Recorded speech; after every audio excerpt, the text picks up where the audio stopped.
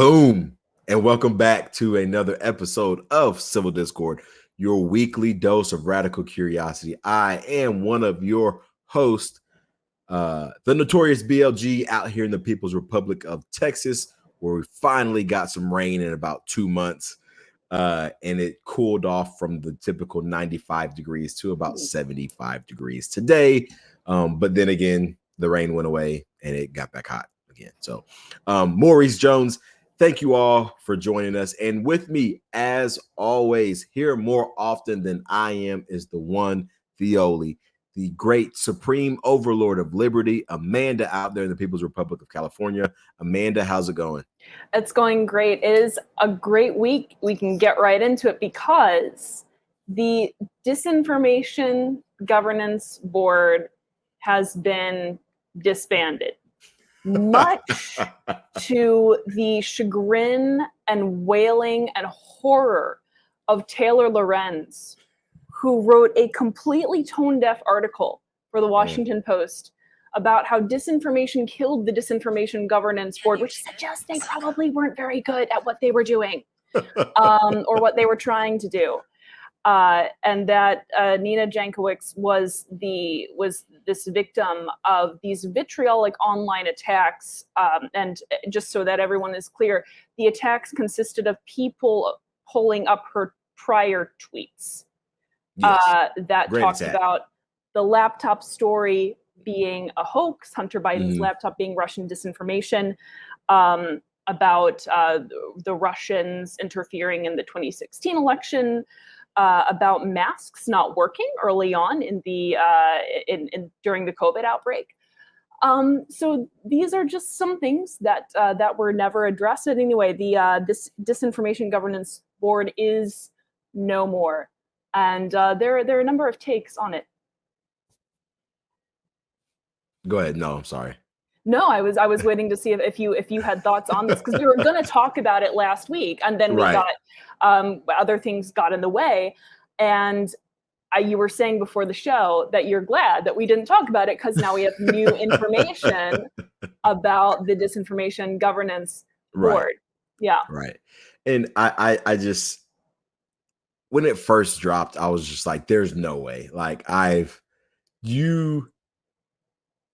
somebody, I've got to be in a dream, or I'm actually a nightmare. Like somebody wake me up, somebody pinch me. There's no way that this is actually going on. Like that the government is actually putting together something to say, hey, this is real information and this is not real information. Like it's that to me was crazy. And then like, as I started reading, I was like, no, like this is legit. Like they're really coming out with this. And my first thought back when it first dropped was, I literally thought communist China, North Korea. Like that's literally what I thought it was. You have this own, I mean, all other countries, you have their own news, and the United States citizens make fun of all kinds of other countries. About, I don't understand how their citizens, can believe them with this, that, and the third, and all this stuff. And how can people over there trust their governments? And then we turn around and our government does this, some Disinformation Governance Board. And you're just like, seriously? Like, there's no way. There's no way. But now that it's no longer, it has been blown up, blown to smithereens, hopefully, with no return. We shall see. But I first I found it funny, and then I found it appalling that people would even remotely even think that this was a good option. Yeah, no, but this is the power of the public outcry, right? Is because it was so tone deaf. And by the way, congratulations, congressional oversight. This is what congressional oversight does well, is they brought Homeland Security Secretary Alejandro Mayorkas to Congress, and they're like, so what's this Disinformation Governance Board gonna do? And he's like, was not prepared for that line of questioning. They're like, so who is Nina Jankowicz? And he's like, she's from my musical theater class. She's got nice hair. So he knew nothing about the enterprise. He knew nothing about the person who was going to run it. He knew nothing about the person who was going to run it and their prior record with disseminating what they're calling disinformation. But like the name itself, right? Because I want to dwell on the name. For The sure. name is Disinformation Governance Board. They're the board for governing disinformation. We will govern the disinformation, not you, sir. We will be the ones who are governing the disinformation. I love it. I love it so much. And it does, people were calling it the Ministry of Truth. I actually think that Disinformation Governance Board sounds more dystopian than Ministry of Truth. Because so people always say that Orwell was right about everything. If Orwell had been right about everything, then everything wouldn't have happened, right? Because people would immediately recognize it as Orwellian. So what keeps people from recognizing this stuff as Orwellian? First of all, there's the very human notion that it's good if I do it to fight the bad guys. Right. Second, language. So Orwell himself would probably tell you that if his prophecies ended up being fulfilled, and they weren't prophecies, but if the things that he wrote about came to fruition, it would be because people used language to keep them from looking Orwellian. So here's the language shift. In 1984, the modes of totalitarianism are presented in very simplistic language, Ministry of Truth. The justifications for totalitarianism are neglected outright today because, partly because we're dealing with a more elitist totalitarianism than a populist totalitarianism. Right. The modes are couched in jargon, Disinformation Governance Board, and the rationalizations for that totalitarianism are couched in simplicity. It's good for democracy. Oh, democracy. Democracy is the safe word. Democracy is the hypnotist snap word. Exactly. So yeah, it was. It's good to see it go. And again, I do want to point out that it is because of this public outcry that occurred, and because Congress brought this to light. Like, hey, this is kind of weird. Right. And people on the left and the right united in realizing what would happen if their political opponents were in charge of a disinformation governance board. Yes. And that's the thing. And you talked about it earlier, saying that it's this concept of as long as I'm on the quote unquote right side of it, then it's good. Then it's okay.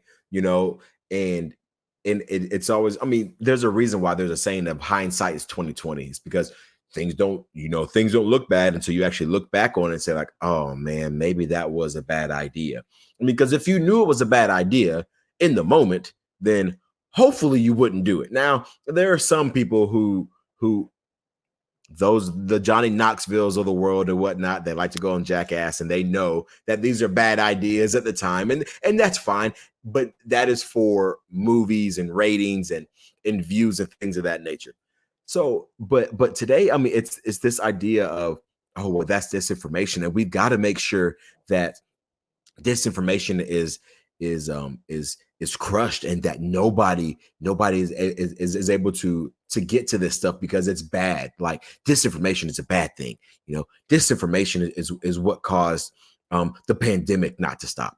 Disinformation is what caused the 2016 election to go to Donald Trump. Disinformation is what caused January 6th. Like, it's this idea of people are saying like, oh well, if we can just control this, the United States will be good, it'll be fine, it'll be dandy, and things of that nature. Which, of course, I mean, if you're listening to this podcast, then you probably agree with us, thinking like, no, the more people can actually talk about their ideas and have this discussion, then the more you would the more peaceful I really do people would be able to be. Like, I mean, if you're able to sit there and just have conversations, discuss, I mean, and have legit civil discord. If you're truly able to sit down and have those conversations, then by all means, like, that works. But if you have somebody ruling over you saying, oh no, you can't say that because that's bad, or no, you can't do this because that's bad, those things, that's what makes people really believe that George Orwell was just this prophet that got everything right moving forward. And like you said, I mean, he's not necessarily getting everything right in the concept of hey, this is how things are playing out. But people can really see how the two really kind of tie together, where you're talking about, well, let the government determine what's right and what's wrong, and let's let's allow everybody to be under the thumb of, let's say technology. I know technology is not necessarily a bad thing, but when you're able to have somebody control you because you're giving them access to everything that's in your house, whether through the internet of things that is supposed to be so great and so vast, like it can tell you, hey, you're running low on milk in your refrigerator. Like, how does that robot know my life? It doesn't know my life. Shut up. You don't know. Exactly. Wow. Like, oh, you're going to the store today. Go ahead, pick up an extra carton of orange juice. Like all these things. And so it's making George Orwell seem like this prophet, but it's this idea that people read 1984 and think like, oh man, that can never happen to me. I think that is truly just arrogance in the view my mom used to always tell me, because it's in the Bible. It's like pride goes before fall. Like you always think that nothing can happen to you, and then it happens to you. And I remember reading 1984 in middle school and high school and thinking like, dude, there's no way that anything like this is going to happen. Like people are too smart to think about this. Nope.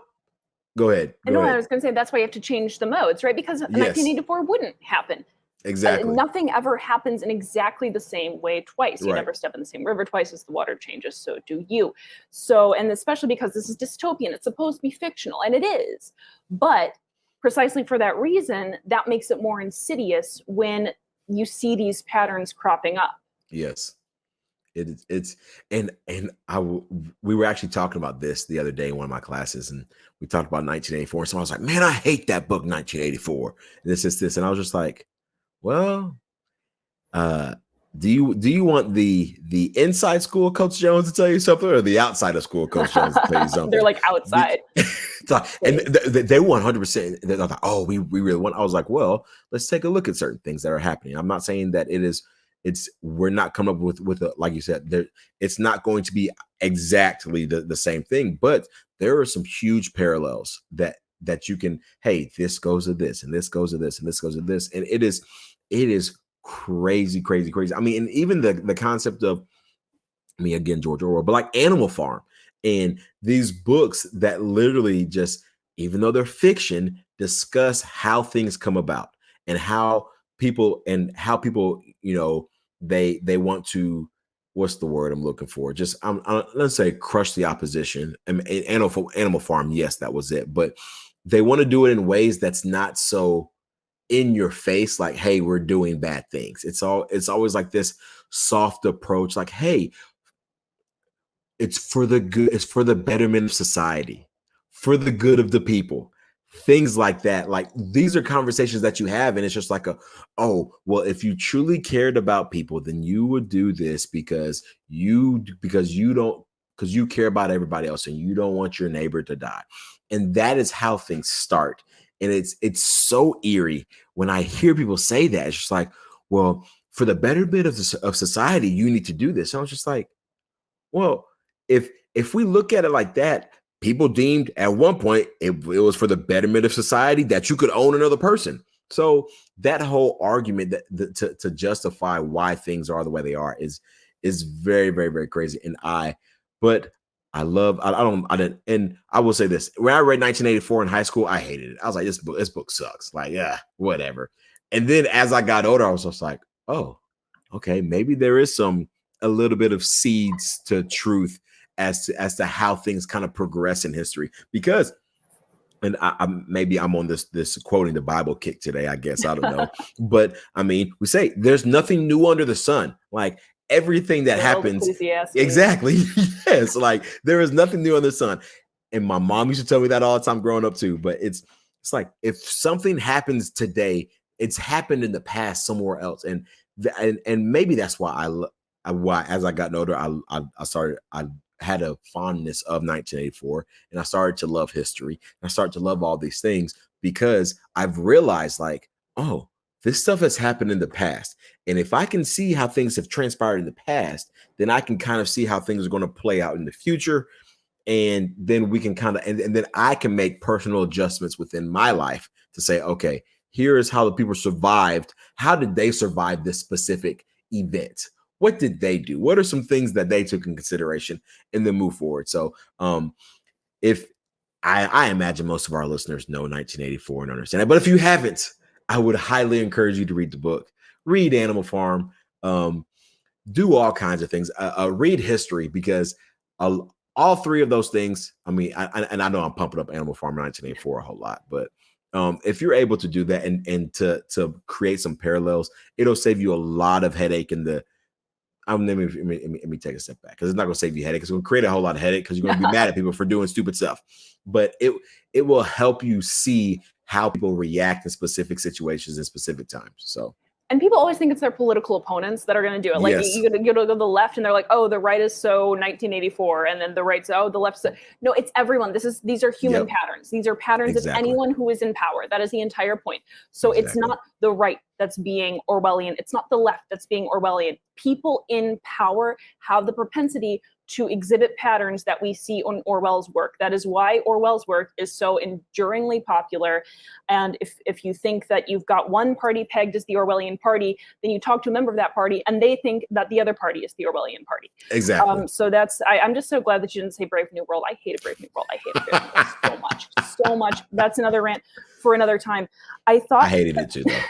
If we wanted to see the way that the Disinformation Board would liaise with the media in vivo, I thought there's a perfect example. There's an NPR interview with Nina Jankowicz upon her departure, and I linked to it in the show notes. I haven't read all of it. I thought maybe we could react to some of it together, because I think it's probably going to be just the raw, pure reactions. And I want to tell you, not having read much of the article, I want to tell you how this article went down. So the DHS, because I worked in PR, the DHS's internal PR shop contacted NPR, which is state media, and said, let's give you an exclusive with Nina Jankowicz immediately upon her resignation. That's how this article happened. And this is what happened. So let's see what their narrative is, because they knew they could pitch their narrative to the state media. Exactly. All right. So we don't have to go through all of it, but let's see. No, you're fine. This is NPR. 3 weeks. 3 weeks. That's less than a CNN Plus. That's how long it took for the Department of Homeland Security to go from announcing a board intended to combat disinformation to suspending it. In those weeks, both the Disinformation Governance Board and its leader, Nina Jankowicz, came under relentless and sometimes vicious attacks. Well, it says attack. I think they mean attacks. From right-wing media and Republican lawmakers. Jankowicz is here described as a well-regarded authority in online disinformation, who has studied Russian information operations and advised governments, including that of Ukrainian President Volodymyr Zelensky. But conservatives seized on her tweets. Now, we all know that at the Daily Wire, they like saying Republicans pounce. This time, conservatives seized. Conservatives seized on her tweets, her own words, imagine that, and passed public statements as evidence of her partisan bias. Maurice, if I wanted to prove that someone had a partisan bias, what would be a good source for me to prove that they had a partisan bias? Maybe NPR. I don't know. Maybe past public statements. Would that be good? Like things that they had said. Things they've said in the past, possibly. Yeah. I don't know. Like not things other people said, just their own words. That was probably use your own reliable. Words. Okay, not so NPR. Conservatives seized on those. Exactly. And so she's quit. She has quit. And she spoke with NPR about the board's botched rollout. And what she'd hoped to accomplish. Question being, what was the purpose of the Disinformation Governance Board? Jankowicz response. Basically, everything I'm reading this raw, ladies and gentlemen. Everything you may have heard about the Disinformation Governance Board is wrong or is just a flat out lie. Oh my gosh. This is the board was quite simple and anodyne. Really, why was it called the Disinformation Governance Board? Exactly. Like I mean, it's that if it's not what I think it is, then why are you calling what I think it is? Like it's this idea if it walks like a duck and talks like a duck and it looks like a duck, it's got to be a duck. It's for daggum sure not a bald eagle. Like I don't know. This shit.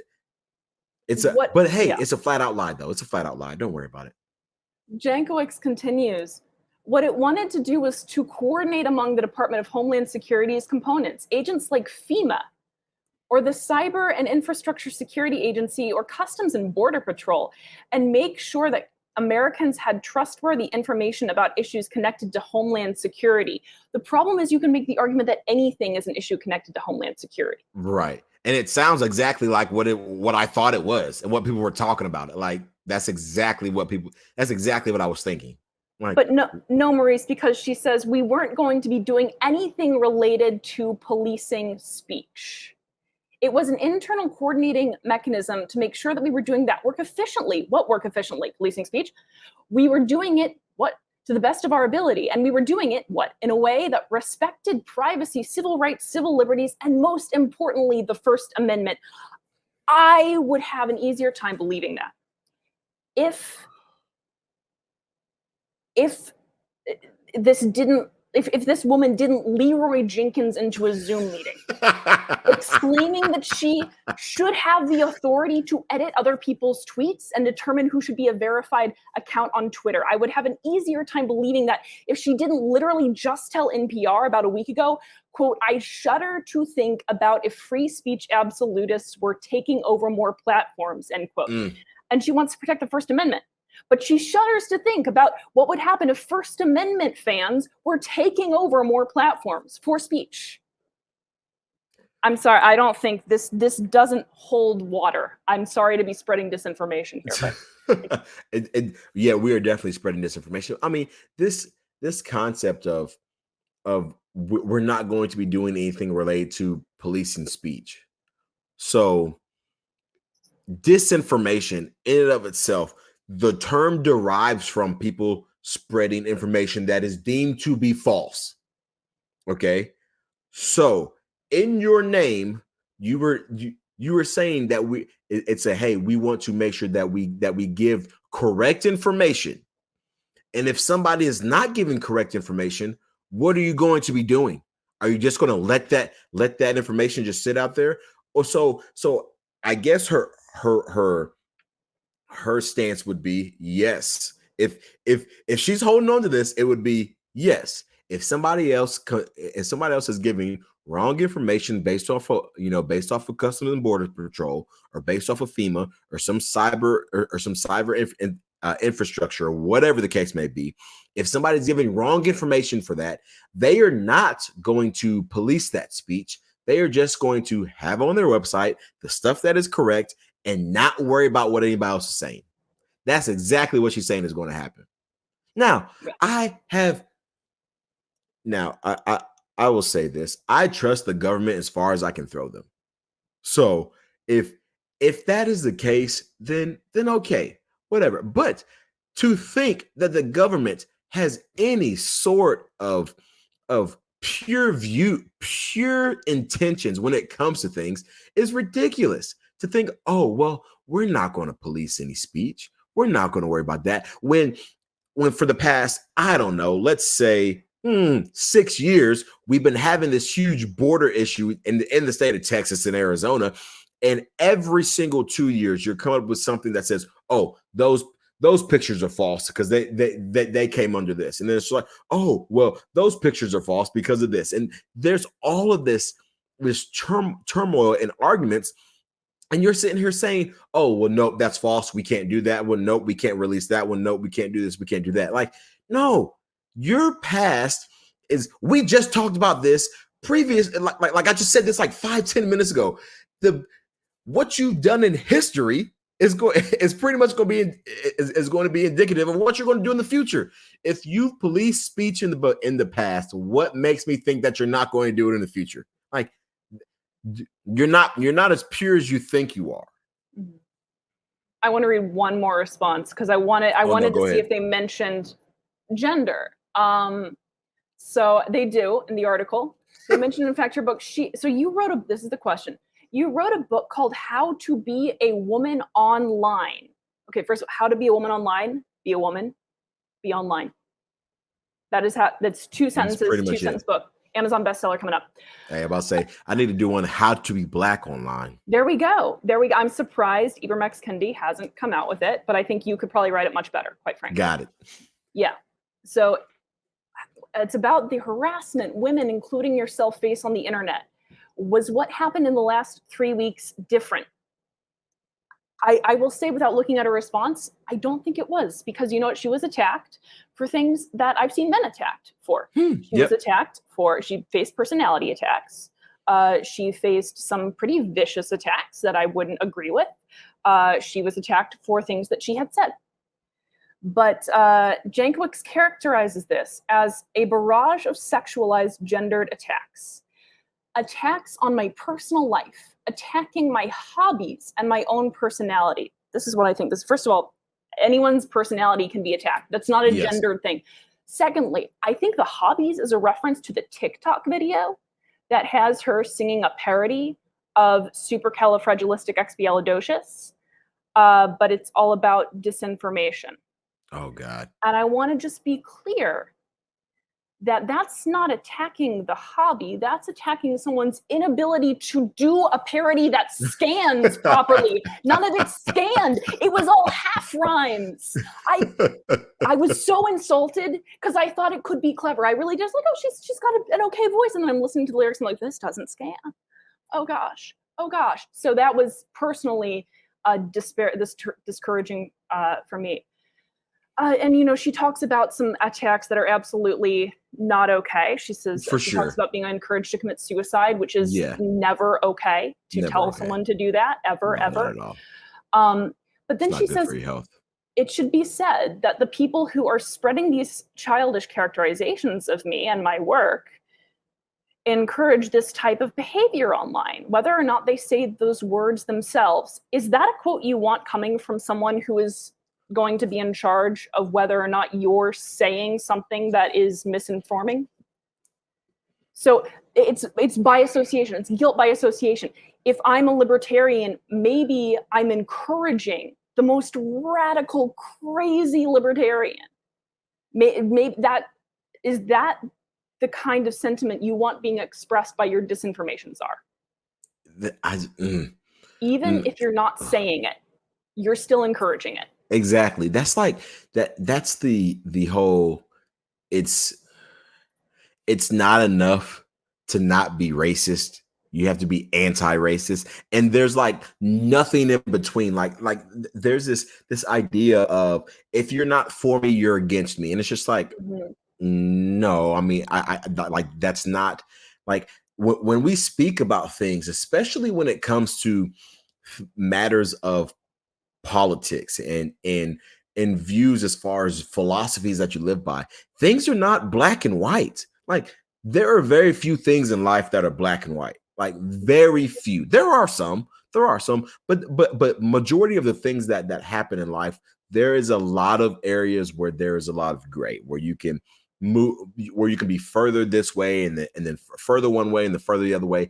And it's to say something like, oh, well, you know, that whole implying that you're guilty by association because whether or not you said them or not, you were a part of it. You were an accomplice. Like, no, that's not how this works. You have no authority to tell me what I'm doing, what my thoughts are, and whether or not they encourage said behavior, because I don't do anything, because I don't sit here and retweet you.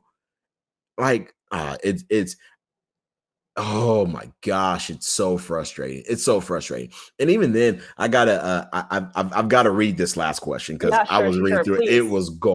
It is pure gold, because I'm like, oh yeah, like it's great for me. The question reads, how has this experience changed the way you see the challenge of disinformation? Oh boy. I'm probably going to tell you that I'm going to love her response. Okay. It said, it's made me a lot less optimistic about the American response to disinformation. Me too. Me too. Thank you so much. Took the words right out of my mouth.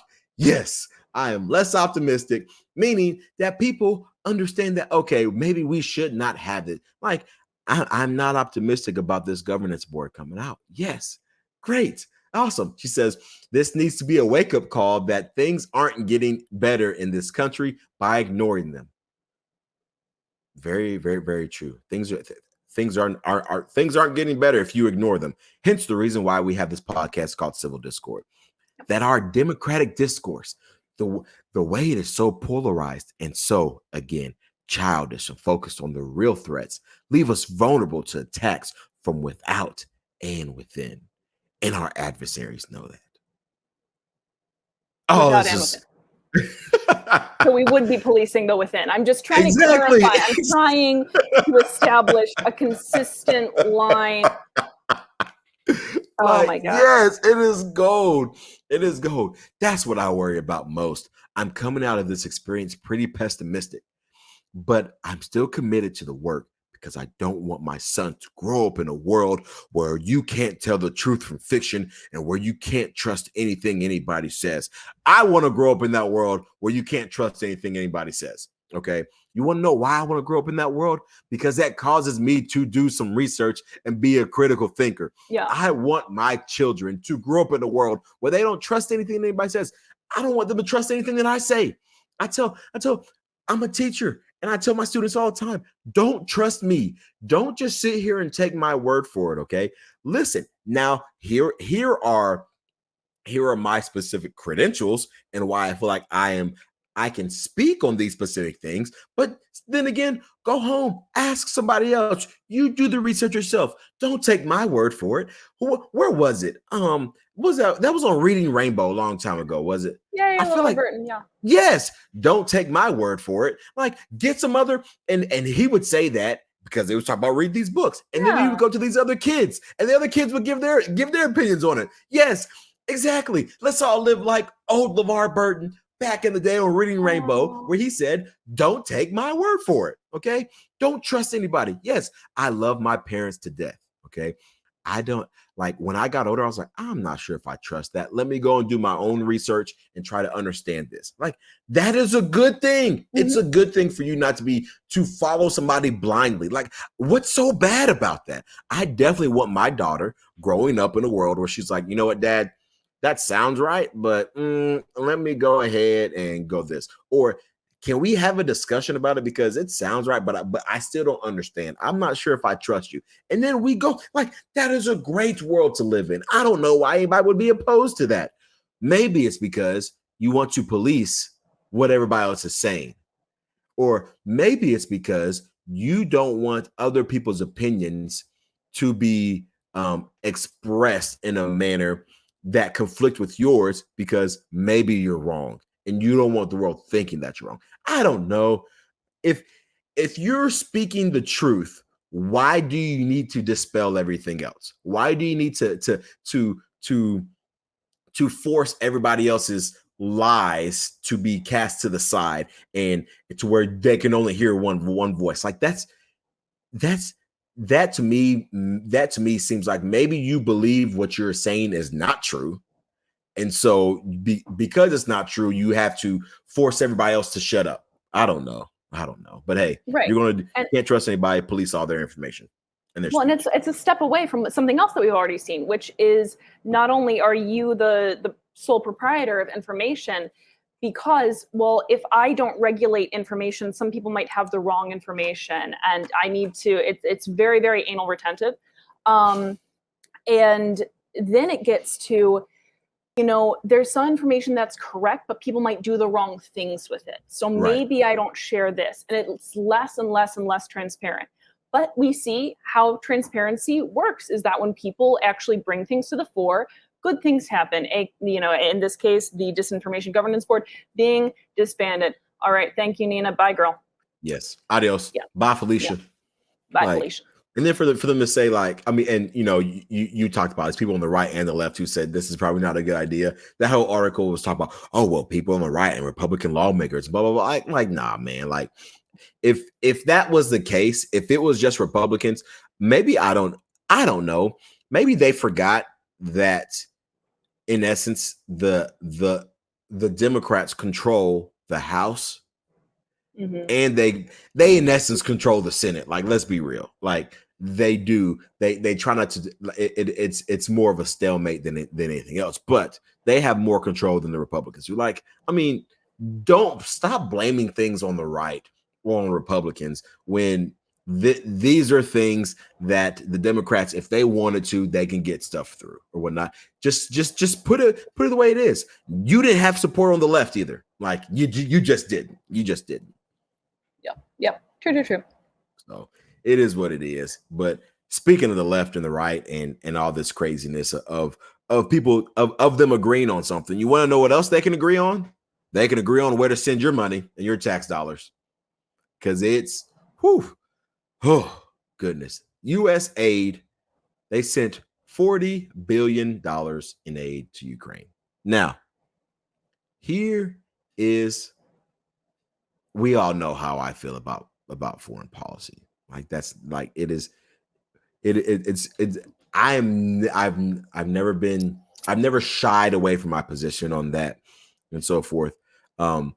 This is when I see things like this, I see things, it's crazy to think like, and I don't agree with the left at all. But when I see things like this, I could see why people would be up in arms and say, like, well, how about, I mean, if we're just signing a pen and giving $40 billion to somebody, why can't we just, solve this whole student loan crisis or whatnot? Why can't we forgive portions of student loans for people and this and that? Now, I am not agreeing with them at all, but I could see people having an argument for this. And we talked about this in the pre-show, but I found it very funny that I am in the tax world because I do my own taxes and I'm an accountant and things of that nature. But people were making jokes and saying, hey, can I claim the Ukrainians as dependents on my taxes this year? Seems how I am paying to give them a whole bunch of stuff and they are dependent on me. Now, of course, as an accountant, I would advise against that, mainly because there are a whole lot of there are a whole lot of qualifications that somebody has to meet in order for them to be claimed as dependent. But I just found it funny because we're giving $40 billion in aid to Ukraine for all kinds of things or whatnot, and they need it, and I get it. This has turned into something bigger than just, hey, this whole territory and Putin and things of that nature. And it's kind of been subdued in our mainstream media. But yes, there is still fighting going on. It's been going on since way before February. And it is not let up yet. Yeah. So I wanted to give you the space to go first, because unlike you, I've been very cagey about how I feel about foreign policy. And everyone gets the sense that I'm kind of maybe a crypto neocon and that it's just like waiting to come out. And I think I've even joked about this as much. So these are the uncomfortable conversations that I love to force myself into having. Right. But to give the breakdown, so 8.5 billion is going to weapons transfers, 8.5 billion for an economic support fund for emerging needs in Ukraine, $5 billion for global resources and aid. Now, some money is also going to be spent, evidently, on helping the DOJ figure out how to seize Russian assets. And this is where I was trying to think of how to react to this.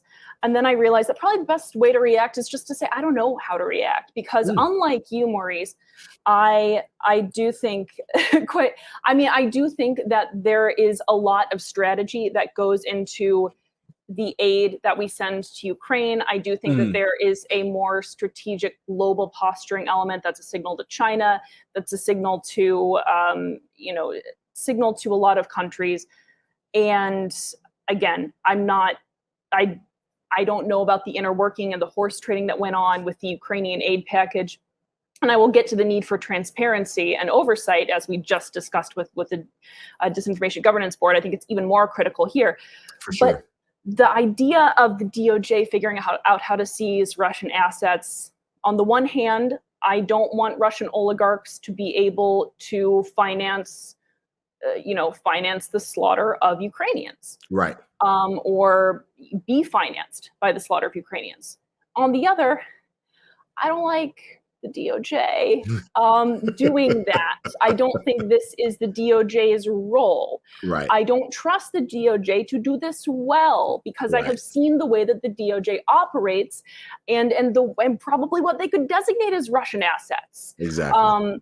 And so that is where I do feel especially conflicted. When we talk about the aid and how it's used, I think we have to be very, very clear-eyed about the fact that with the Lend-Lease Act, we had an established democracy, an established country, and even there was corruption in the way that money was used. Mm-hmm. So when we have this kind of aid, we have a fledgling democracy with a very, very imminent history of corruption. Mm-hmm. The oversight, there needs to be oversight and executed by Congress, not the DoD Inspector General, because once again, I don't want the DoD's own Inspector General trying to figure out whether the DoD apportioned this money correctly. Because again, when we see how congressional oversight works, when it works well, we just saw it.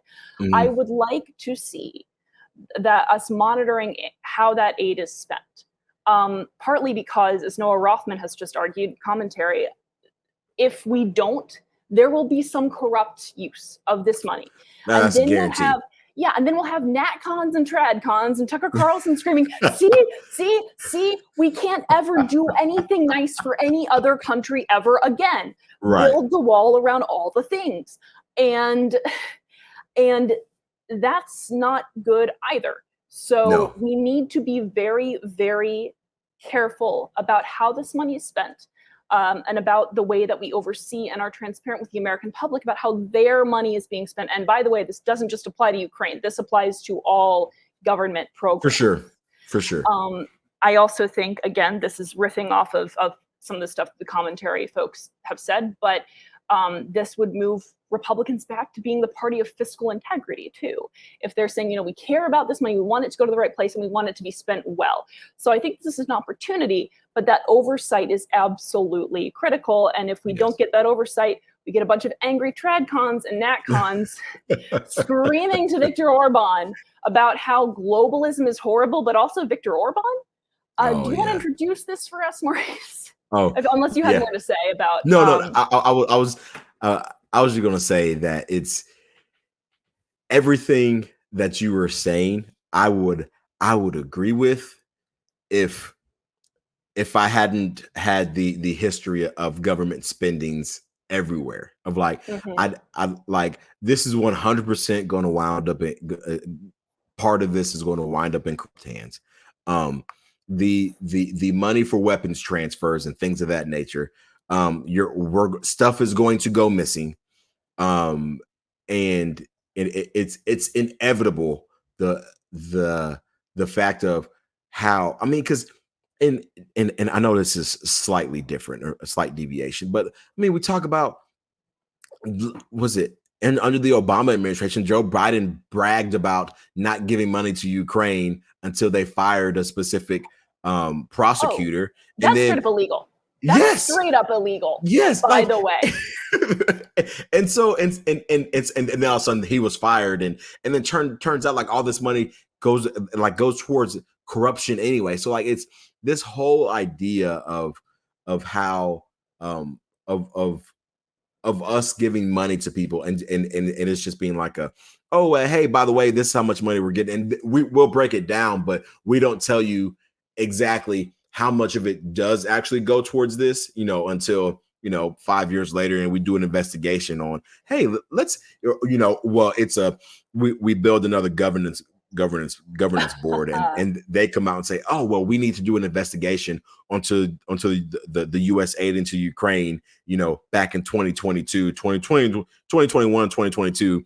And then they do all this. And then 5 years later, it's uncovered, and everybody was like, oh, well, that's the government for you, kind of thing. So I think that's always my biggest issue with this, is that, one, I didn't sign up for you to be giving it for you to give up any of my money to anybody. But even if I did, a lot of it's going to waste, and that is probably my biggest issue. It's like if the money was spent fiscally well, and everybody knew what they were doing, and I knew where the money was going, I probably would not. I would hate it, yes, but I would not. On a scale of 1 to 10, I wouldn't be at a 10. I'd probably be at a 7, because I'm like, well, at least they're telling me where the money's going. At least it's being spent wisely. But I don't trust any of that to happen. So I will forever stay at a 10 until they decide to give me the needs, or to meet my demands as far as how they're spending this money, because they ain't doing nothing but spending off the assets of my children and my grandchildren. So, but yes, so for those of you, let me see this. Let me say this. We talk about hypocrisy on the left so often. We do. And a lot of people say, well, you libertarians, you always down on the left, and you're always this, and you're always that, and blah, blah, blah, blah, blah, blah, blah. You guys never talk about the right. And I want to say, you're wrong. We always talk about the right, but we don't talk about them as much, because honestly, I personally think they're not as crazy. They're honestly not as crazy as people on the left. Now, there are some crazy people on the right, but from a holistic point of view, they're not as crazy as people on the left. And most people on the right don't necessarily want me dead and want my ideology dead. People on the left do. But that being said, CPAC, if you don't know what CPAC is, it's just literally, it's like, let me make sure I got it right. It's like conservative. It's the Star Wars bar scene of Republicans. I heard it described that way once, I think by some folks at Reason, and it is the most accurate statement ever. It is the original Star Wars New Hope cantina scene for conservatives. Yes, I say this as someone who, as a small child, went to CPAC because my dad worked in direct mail, and back before social media, that was how you raised money for political candidates. Right. So I got to go to CPAC and get my caricature drawn and hear a bunch of jokes that I wasn't supposed to understand about dresses. And it was just cigars. It was an interesting time. Right. It's since changed somewhat. Maybe just a little bit. So they are the Conservative Political Action Conference or whatnot. And you know how these conservatives, I'm going to say conservative. People on the right are always talking about America first, blah, blah, blah, blah, blah, blah, blah. Make America great again, because Donald Trump is like the face of the conservative party for some reason. I don't know why, but he is. And they go through, they literally preach America first, America this, America that. And then they go and they have their CPAC in Hungary. Now,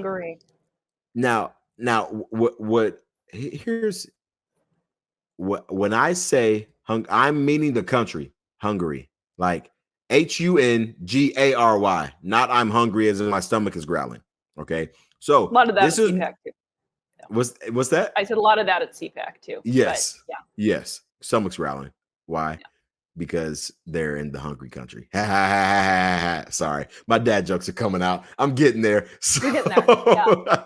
Sorry, I knocked you off your flow. It's crazy, because if America was first and they're having this big political conference, because they want to talk about conservatives and what they can do to right the ship and things of that nature, you would think that they would want to bring all of that money and all of the things that is around CPAC into an American city, and to build that specific city up, and to bring all the money into that specific city. I don't know, maybe into a major city that probably hates Republicans. And so they can say, hey, you know what? We are doing this for you. But no, that's not what they did. They said, hey, let's have it in a completely different country. Force everybody to fly out there. I don't know. Let's stimulate another country's economy and not our own. I don't know. I don't know. With a pretty rabidly fascistic leader, I will just go out and say that, because I've called leftist fascists, and now I'm going to talk about rightward fascism, and they look different. Leftward fascism and rightward fascism look different. They're still fascism. And yeah, no, so I love how you got these NatCons, these TradCons who are saying America first, down with globalism, this globalist boogeyman at all costs. Also, let's hold CPAC as an international destination event and have Viktor Orban deliver a 12-point plan for what? I'm sorry. Wait, why are you taking orders from Viktor Orban? Is he again? Just to play the America First tape forward. Is he American? Does he know what's good for America? Right. I don't think that he does. In fact, I know that he doesn't because he's a vicious person. And unfortunately, he's become this darling of the right, the same way that the right kind of wanted, that certain factions of the right, I should say, kind of wanted Putin to be their darling, and like, right. Oh no, he just really is very, very nationalistic, and like we all should be. That's not Orban, is not your guy. Orban is not your guy. He will not let you claim him the way that you want to claim him. And yeah, this is very, this is not good. And again, so we're going back to the US aid to Ukraine for a bit and how this can cause this kind of whiplash effect, right? Because on the one hand, you have these congressional Republicans that are voting to send aid. And then on the other, you have a lot of kind of crazy fringe Republicans who are unfortunately very vocal and who are saying we shouldn't be doing this. We should instead be going to Hungary and listening to Viktor Orban talk. If this move from establishment Republicans exiles NatCons and TradCons to claim the mantle of libertarianism, which I worry it will. I just want to say now, NatCons and TradCons are still maximalists. They are self-consciously not classically liberal.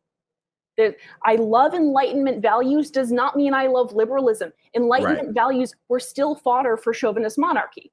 Yep. So I'm not saying minds can't change, but minds have to change before a disaffected TradCon can be, as a matter of fact, a classical liberal or libertarian. There is more to classical liberalism than being anti-interventionism. Yes. There is a difference between people who call themselves libertarian because they're anti-interventionism and people who are generally skeptical of intervention because they are libertarian.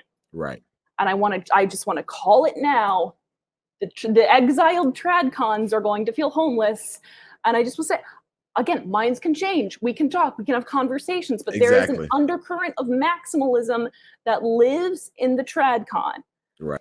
And we need, once again, to be clear-eyed about that. I don't know. I just, for you to go and I guess kind of it's crazy how the conservatives are specific factions within the conservative movement, and they go to people who literally hold office forever, and it's just like, why do you think that is even remotely close to a good idea? If you want, like, so this guy has been in office. I mean, and he was elected in 1998 and then like left office in 2003 and then came back in 2010. He's been in office since 2010. So we're talking, I mean, that's 3 presidential terms. Like, does the right want Joe Biden for 12 years? Like, did they want Barack Obama for 12 years? Like, why do you go to these people and say, oh yeah, you know, Putin is the guy who we should be modeling after? And in a sense, and I get a lot of them, they may say like they may try to forget all the bad things that people have done and so forth. But for you, like, why in the world would you say, hey, this guy who's been in power for 12 years, let's listen to him. Let's have him give us information as to why it's important for us to have our own media. Like that just, I don't like when governments say you need to have your own source of media. Like, yeah, and that was something that Orban said. Yeah, yes, have a disinformation governance board. Hey, he likes Nina Jankowicz. Right. She can go there. Man, it is crazy. And for the right to come out and be supportive of all this and like CPAC and I know some libertarians who go and they speak at CPAC and things of that nature because they cross over and they want to do a maybe we can haul some people from who are necessarily conservative but don't claim to be Republican and things of that nature. So like I know libertarians who go and they speak at these conferences and they hold meetings and like little what's the word, like Q&As and things of that nature. I've seen all that, but man, just for them to say, hey, America first, now let's go have it in Hungary and let's talk to somebody who is not about putting America first, and he's been in power for 12 years, 12 consecutive years here recently, and he's talking about, oh yeah, creating your own form of creating your form source of media. I'm not gonna say government media because conservative media or whatnot, like doing all that, like none of that just spells success. Like it doesn't spell like, hey, this is the right way to do this, so let's go and do this. All of this is just going to prove people on the left correct. They're saying, hey, they are fascist, they like dealing with dictators, they want Donald Trump to be in office forever. Like that's literally what people are going to get out of this. Like, oh well, because Donald Trump, Putin's been in office forever. Like, oh yeah, Mr. Orban has been in office forever. Like, so you are literally just proving the points of everybody else, and you are so tone deaf to even read the room and understand, hey, maybe we should practice what we preach and not be, and I hate using this analogy because I don't believe in it, but not be a different wing on the same plane as everybody else. Like it is crazy, and it's so frustrating. And I don't want to say it kind of hurts and cuts deep because like that used to be me. I used to be, oh yeah, Republicans and conservatives, like, oh yeah. And in a way, I am conservative. So I like for what the term means as far as from a political thing, not necessarily as far as Republicans go, but I mean, if you were to ask me a lot of my views and things of that nature, you would probably say, oh, you're more conservative than most. And that's probably true. Like, but it is just, I mean, I cannot align with these people when they're doing stupid stuff like this on a regular basis. I'm just like, man, like read the room, learn how to, this is why you lose all the time, because you do stupid stuff like this. You talk about America first, and then you go ahead and have a conference and have somebody speaking who is not American, nor do they know American values, nor do they understand what we do in our country. But yet we want to sit here and take advice from this man. Come on, that's like me going to David Spencer and him telling me, hey, how do I make Black Lives Matter? Or, hey, Mr. Spencer, or is it Richard Spencer? Sorry, not David Spencer, Richard Spencer, and say, hey, what's the way to make sure that I live a meaningful life as a Black man? Like, really? It is. He doesn't know. So, and he doesn't want to see me succeed. So what's the purpose of all that? Like, it's so frustrating. Yeah, and he talks about American conservatives and Hungarians and Hungarian government and people like Marine Le Pen needing to band together and uses this troop imagery and they need to ally themselves and rally their troops. You just got finished, American conservatives. You just got finished excoriating Ukrainian aid. But no, let's have an alliance with all of these other right-wing nationalists around the globe. It's all maximalism. It's maximalism all the way down. Congratulations. The mask is off. Yeah. Quiet hearts out loud. Exactly. I mean, and we talked about this in the pre-show, and I know we didn't talk about this and it happened a while back, but Republicans, conservatives, they're such hypocrites. I mean, even with this whole Disney governance thing, and no, they shouldn't be allowed to govern themselves anymore because of this, that, and the third. And it's really just we just want the power to rule over everybody else. And it's so frustrating. Just the hypocrisy on the left and the right. It is. And for people to not have any sort of introspection and be able to say, okay, What's wrong with me? Maybe I need to change. Nobody on the left does it. Nobody on the right does it. And heck, I don't even think libertarians do it for the most part. I think we need more introspection. Absolutely. Yeah. Like I think if the world was able to sit down and talk about disinformation and not trust what people say and have a whole lot more introspective and introspection, then I think the world will be a far better place. But that is me asking for utopia. So hey, it is what it is. So we can do our part, though. I can sit and I can introspect about how I feel about foreign policy and work really hard, do some soul searching. Exactly. I don't think there's an easy answer. That's not. I'm going to be honest with you. I just don't think there's not one right answer. No, that's my hang up with the libertarian foreign policy things. I'm like, it's not that easy. I'm sorry. No, it's never that easy. It never is. I mean, and again, that's one of the areas that is very gray as far as how should you respond to somebody else aggressing on somebody else. Like there is and if any libertarian sit there and tells me, well, if I see somebody's being robbed and I'm just going to stand there and do absolutely nothing, like, come on now, like you view it as wrong, but you're going to allow somebody else to do it.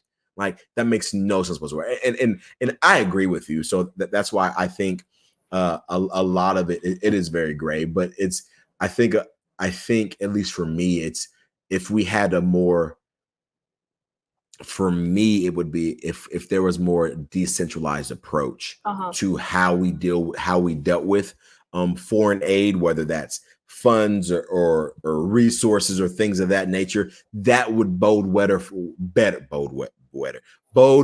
for me in how I view things as far as foreign aid is concerned. And as I said earlier, my main knock on the foreign aid is really because a lot of it goes to corrupt hands, and the people who really need the aid don't actually receive the aid. Yeah. Like that. Yeah. That is where my beef with all this foreign aid stuff comes from.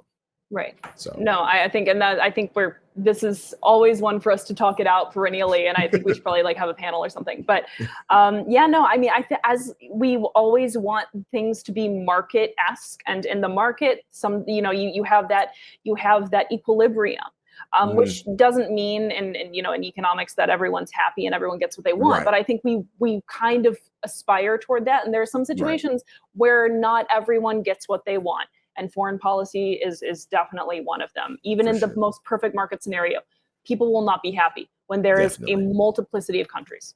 Yep, it happens. Well, guys, that is the end of our show. Thank you so much for listening. Thank you so much for watching. Thank you so much for doing all the things that you do. Please, please, please share the show with a friend, a loved one, somebody who lives in Hungary. Whether it's somebody who is part of that government, that disinformation governance board, somebody down in Florida or wherever you are, share it with a friend, a family, a relative, whatever you got to do. Leave us a 5-star rating and review on Apple Podcasts and on Spotify. Follow us on Spotify, subscribe to our podcast on Apple Podcasts. Leave us, subscribe to our YouTube page. Yes, a YouTube page. Go ahead, hit that thumbs up. Wherever it is, it's probably going to be somewhere down there in the comments below. Leave us a thumbs up on the videos. Share our videos with everybody, because you know what? You get to see our lovely, beautiful faces. Okay, I just got a haircut. All right, so I got the fresh fade. I just covered my face up, but I got the fresh fading out. Yeah, with their logo. Exactly, like fade out into the distance. No, but so share the video. Leave us a comment on there.